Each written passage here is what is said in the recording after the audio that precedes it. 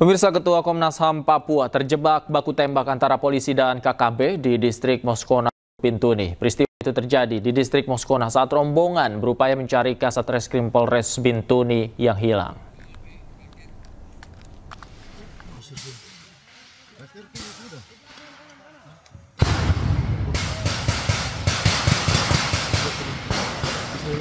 Rombongan yang membawa Ketua Komnas HAM perwakilan Papua harus berlindung saat ditembaki KKB di Sungai Rawara, distrik Moskona, Teluk Bintuni.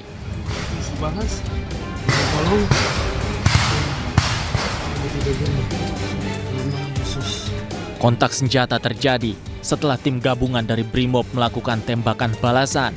KKB yang terus terdesak akhirnya mundur ke dalam hutan. Kurang lebih pas jam 7:10 kami ditembak oleh kelompok sipil bersenjata. Kami berlima syukur bisa selamat melakukan perlindungan diri, 4 kali ditembak dan syukur mendapat perlindungan dari anggota Brimob melakukan tembakan balasan dan kami bisa selamat di sini. Seluruh rombongan berhasil selamat dan dievakuasi ke distrik Moskona, Teluk Bintuni. Perwakilan Komnas HAM berada di lokasi untuk mencari Ibtu Tommy Marbun, mantan Kasat Reskrim Polres Teluk Bintuni yang hilang sejak 18 Desember 2024 yang lalu. Dari Bintuni, Papua Barat, Chandri Suripati, iNews melaporkan. Ibtu Tommy Marbun dilaporkan hilang diduga usai kontak tembak dengan kelompok kriminal bersenjata Papua pada bulan Desember yang lalu. Operasi besar-besaran pun digelar oleh tim gabungan TNI Polri untuk mencari keberadaan Ibtu Tommy Marbun. Presiden yang terhormat Bapak Prabowo, Bapak Kapolri, Bapak Kapolda untuk memberikan perhatian lebih kepada tim yang melakukan evakuasi atau tim yang melakukan penyisiran. Saya mohon kepada Bapak Kapolda, terlebih khususnya Bapak Kapolda Papua Barat, untuk memberikan perhatian yang lebih. Saya mohon sekali Bapak. Kita hanya ingin kita dapat kabar yang sepasti-pastinya bagaimana keadaan abang kita sekarang. Operasi pencarian personel Polri, Ibtu Tommy Samuel Marbun yang hilang di Papua terus digelar. Dalam operasi AB Moskona 2025, seorang personel Satgas harus dievakuasi setelah tersengat lebah. Meski sempat kritis, namun kondisinya terus membaik. Tadi baru saja kita evakuasi darurat personil Satgasar dari Korbrimob Polri yang tergabung dalam operasi Alfa Bravo Moskona 2025. Untuk Satgasar ini sudah mendahului ya, dari 4 hari yang lalu sudah berada di hutan. Operasi AB Moskona memasuki tahap ketiga. 510 personel gabungan dikerahkan untuk mencari mantan Kasat Reskrim Polres Teluk Bintuni, Ibtu Tommy Samuel Marbun. Upaya pencarian sebelumnya sempat dilakukan pada 18 sampai 31 Desember 2024 dan tahap kedua pada 27 Januari hingga 2 Februari 2025. Hingga kini, keluarga masih menunggu kejelasan nasib Ibtu Tommy Samuel Marbun yang masih belum diketahui keberadaannya. Mantan Kasat Reskrim Polres Bintuni ini diduga hilang usai kontak tembak dengan KKB Papua pada Desember 2024. Tim Liputan iNews melaporkan. Keluarga Mbah Tupon mencari keadilan setelah sertifikat tanah yang akan diwariskan ternyata telah berubah nama dan diagunkan ke bank. Mbah Tupon diduga menjadi korban mafia tanah dan terancam kehilangan tanahnya seluas 1.655 meter persegi. 1.655. Inilah Heri Setiawan, anak Mbah Tupon yang menunjukkan tanah milik Mbah Tupon di mana sertifikatnya berubah nama tanpa sepengetahuan Mbah Tupon. Pihak keluarga telah melaporkan kejadian ini ke pihak kepolisian. Mbah Tupon tinggal di Bantul, Yogyakarta, diduga menjadi korban mafia tanah dan terancam kehilangan tanahnya seluas 1.655 meter. Keterangan anak Mbah Tupon, peristiwa ini diawali mantan anggota Dewan inisial BR yang membeli 298 meter persegi tanah Mbah Tupon. BR kemudian menawarkan bantuan untuk memecah tanah sisa milik Mbah Tupon menjadi 4 sertifikat.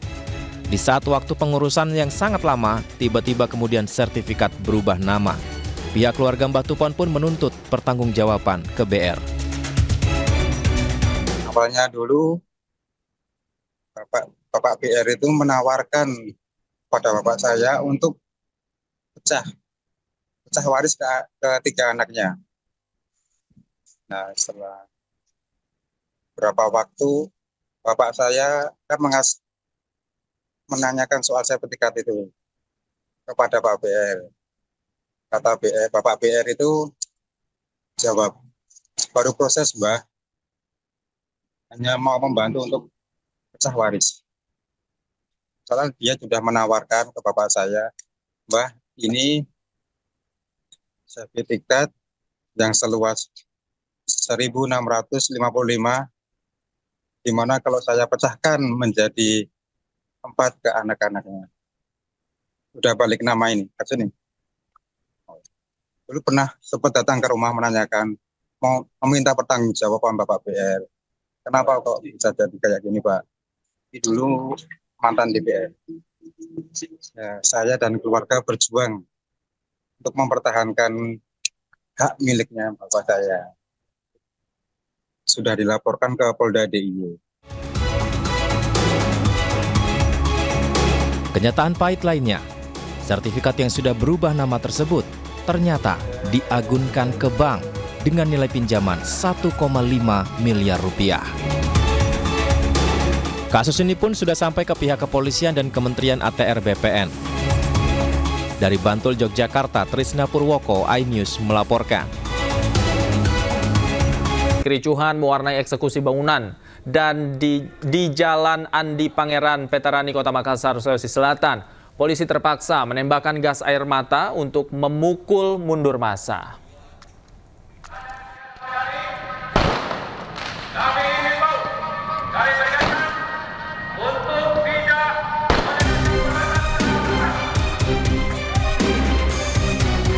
Kericuhan mewarnai aksi penolakan atas eksekusi bangunan dan lahan seluas 4.000 meter persegi di Jalan Andi Pangeran Petarani, Kota Makassar, Sulawesi Selatan.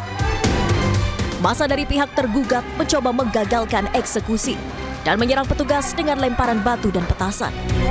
Untuk memukul mundur massa, petugas kepolisian terpaksa melepaskan tembakan gas air mata. Kasus sengketa bangunan dan lahan seluas 4.000 meter persegi di Jalan Andi Pangeran Petarani ini disebut sudah terjadi sejak tahun 1996. Pihak penggugat mengaku sudah memenangkan kasus di pengadilan. Sementara menurut tergugat, putusan sengketa belum final dan masih dilakukan banding di pengadilan tinggi. Para pihak, baik penggugat maupun tergugat, itu ada kesepakatan bahwa pihak pemohon eksekusi itu tidak boleh lagi melanjutkan eksekusinya karena pihak termohon merasa putusan kemenangan itu diduga ada izin palsu dan mereka sudah lapor ke Mabes Polri. Sebanyak 900 personel kepolisian dari Polrestabes Makassar diterjunkan ke lokasi untuk mengamankan aksi penolakan agar situasi kembali kondusif. Berdasarkan permintaan dari Pengadilan Kota Makassar terkait mengenai masalah permintaan bantuan pengamanan pelaksanaan eksekusi hari ini, alhamdulillah sementara ini kita bisa saksikan berjalan dengan aman dan lancar.